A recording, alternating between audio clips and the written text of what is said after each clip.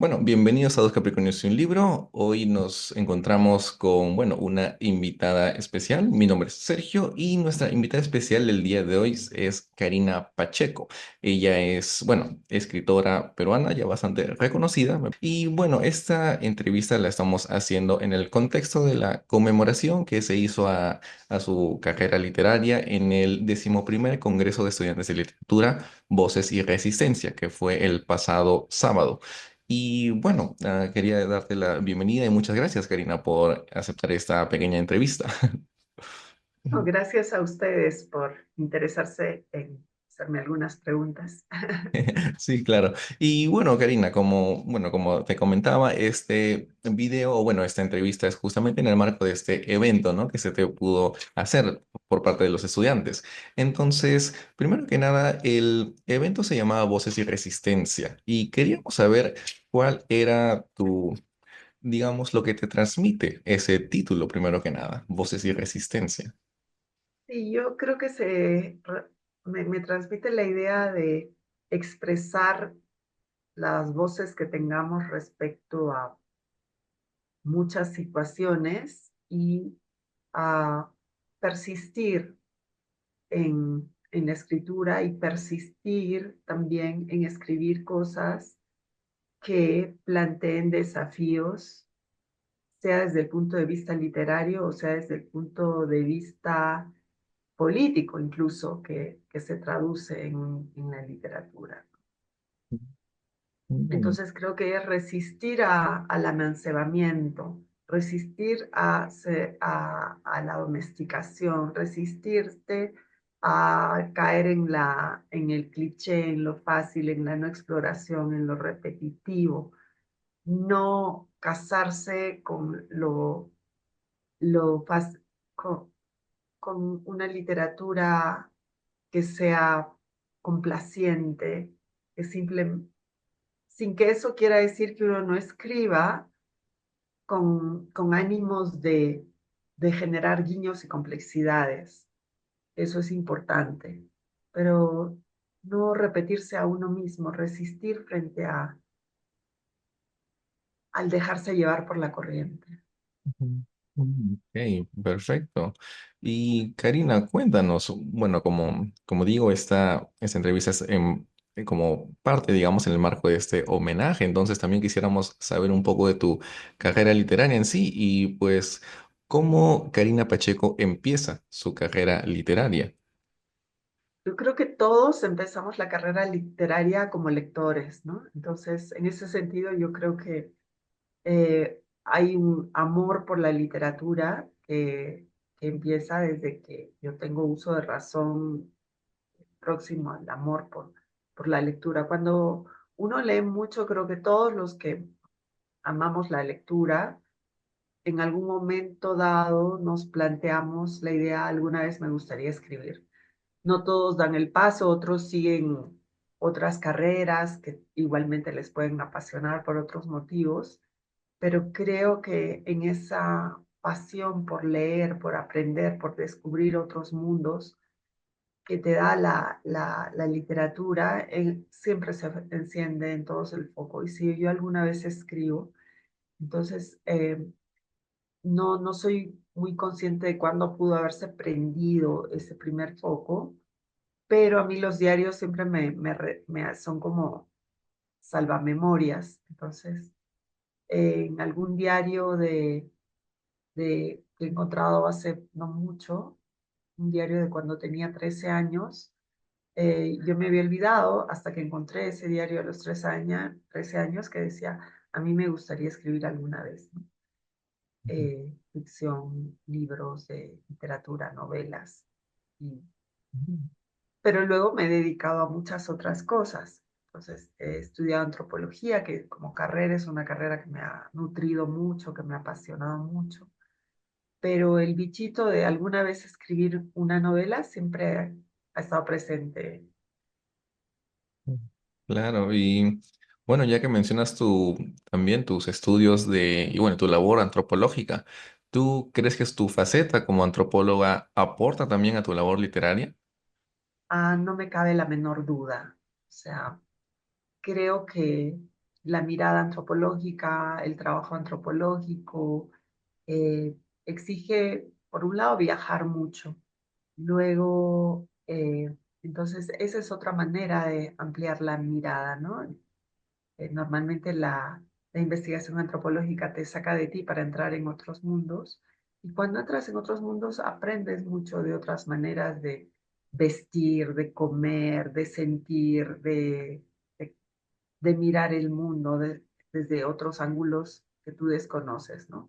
Entonces, a la hora de escribir, muchas veces esos aprendizajes que han venido de la antropología me nutren y también creo que una buena influencia de la antropología es que te enseña, te hace ser consciente de que los seres humanos somos sacos de prejuicios, somos sacos de estereotipos y que para poder mirar la realidad con ojos más grandes y más luminosos, es importante quitar, sin, a veces no siempre es posible quitarnos todos los prejuicios que llevamos encima, pero sí ser conscientes de ellos. Entonces, cuando uno escribe una novela, cuando pintas una situación o dibujas personajes, gestos, comidas, maneras de caminar por la calle incluso,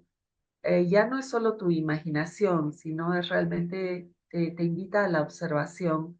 Y creo que todo eso enriquece mucho la construcción de situaciones, personajes, de manera que por más que una esté escribiendo ficción, escribes con una gran apertura y con un ánimo de mirar a otros para que esa realidad respire en la ficción. Por supuesto.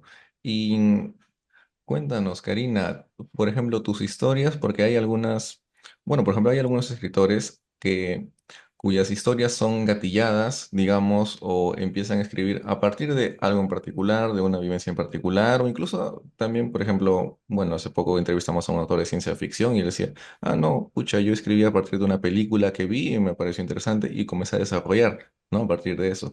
¿Y cuál sería tu proceso creativo? O en tu caso, ¿qué son?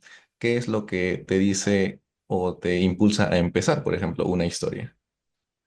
Bueno, en el caso varía mucho. En el caso de novelas suelen ser situaciones que se van macerando durante mucho tiempo, tramas eh, pero en todas ellas el gatillo es cómo pudo ser, cómo se pudo vivir aquello, ¿no? Alguna situación que a mí en particular me conmueve, o me indigna o me llama poderosamente la atención, ¿no? Entonces, a partir de eso voy indagando, indagando, y luego, cuando veo que hay muchos elementos que confluyen en ese cómo pudo ser, por qué, de qué manera, me doy cuenta que ese dar respuesta o indagar en esa pregunta eh, tiene muchos componentes, entonces ahí va a ser una novela. En el caso de los cuentos, a veces surge de una pregunta o de una situación, de contemplar, hacerme preguntas sobre una situación, y a veces puede ser simplemente una imagen que me convoca y una vez que empiezo a escribir la historia, eh, se abren varias ventanas más, ¿no? En algunos casos me ha pasado también con alguna imagen de una película, ¿no? Me acuerdo mucho, yo tengo un cuento ambientado en la selva que se llama La doncella de arena. Muchos piensan que parte de un mito amazónico y la verdad que no, era una película rusa de los años 50 del gran cine ruso, de dos amantes que él se va a la guerra y ella se queda en el pueblo y como que ambos se están presintiendo. Y hay un momento donde ella piensa que él está en peligro, sale desesperada en la noche y se cae por una suerte de barranco. Y en la mañana hay unas mujeres que han acudido a lavar la ropa y están lavando la ropa y cantando y de pronto en una orilla está el cuerpo de esta mujer que es una doncella, ¿no? Y esa imagen me parecía tan poderosa que yo me imaginé de inmediato pensé, ¿qué pasaría si unos niños de la selva encuentran la imagen, el cuerpo de una doncella?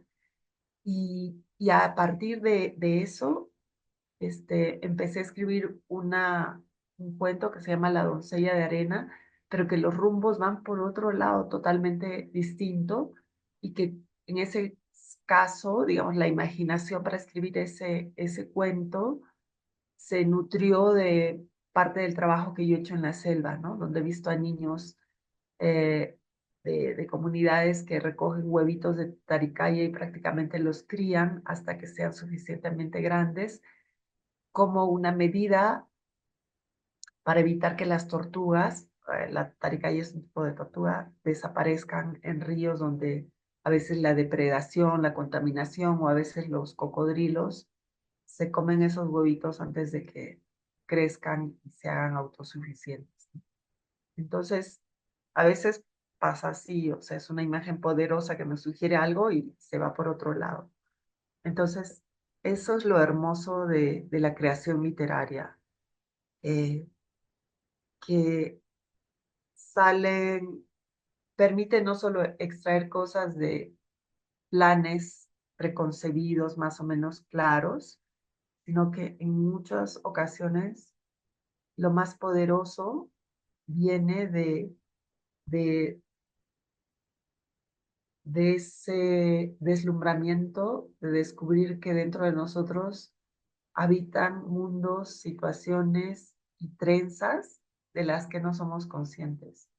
Y Ujú. cuando emergen, eso te supone un delirio que es el gran motor para la literatura. En mi caso, creo que esa es una de mis mayores gasolinas, Ujú. junto obviamente a que luego de que has escrito cosas que han salido así, encontrarte con que hay lectoras y lectores que se han visto tocados por aquello que he podido escribir. Sí, asumo que como creador justamente eso, cuando afloran cosas que tú misma no sabías que tenías ahí dentro, ¿no? Eh, sí. Y bueno, también te iba a preguntar un poquito de tu proceso creativo, pero creo que ya lo has ido comentando. Entonces, entiendo, o a ver si entendí bien, entonces que quizás no necesariamente escribes con un plan determinado, sino como que vas viendo sobre la marcha, más o menos. O... En las novelas generalmente tengo más o menos claro a dónde quiero dirigirme y cuáles son los personajes y situaciones que son clave a ocurrir en esa novela y más o menos hacia dónde se va a dirigir, dónde puede concluir. Y ese es como mi mapa de navegación. Pero igual en el camino hay, a la hora de construir tramas, de hacerlas sólidas, de pronto surgen ideas, situaciones que no estaban planificadas y que en muchas ocasiones son algunas de las partes que le dan más potencia o luz a una trama. Perfecto. Obviamente lo que tú has planificado como partes centrales y desenlaces que te parece que tienen que ser contundentes, este, son partes que también son potentes, ¿no? Y que te dan la fuerza para trabajar durante meses y a veces años en una novela. Claro. Y bueno, si no ya para ir cerrando la entrevista, porque habíamos planteado 15 minutos y bueno, el tiempo vuela, ¿no? Y bueno, Karina, y por ejemplo, ¿tú cómo te sientes al saber que tu obra no solo es consumida por, digamos, bueno, tampoco quiero decir como que, pero digamos, lectores de paso, pero también por parte de la academia, ¿no? Teníamos en el panel, por ejemplo, del sábado a Andrea Sabogal, una, bueno, licenciada o jefe de práctica que, por ejemplo, hizo su tesis sobre tu primera novela, ¿no? Entonces, ¿cómo te sientes que la academia y también los estudiantes, pues, vayan también interesándose bastante, creo yo, por tu obra literaria?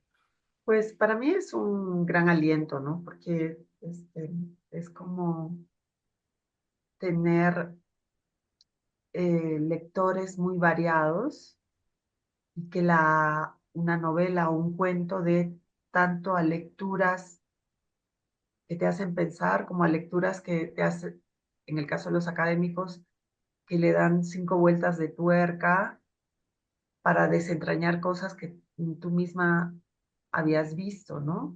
Es el caso, la tesis de Andrea Sabogal Ujú. sobre mi novela La voluntad del muelle, me hizo ver cosas que yo nunca, de las que nunca había sido consciente. Y entonces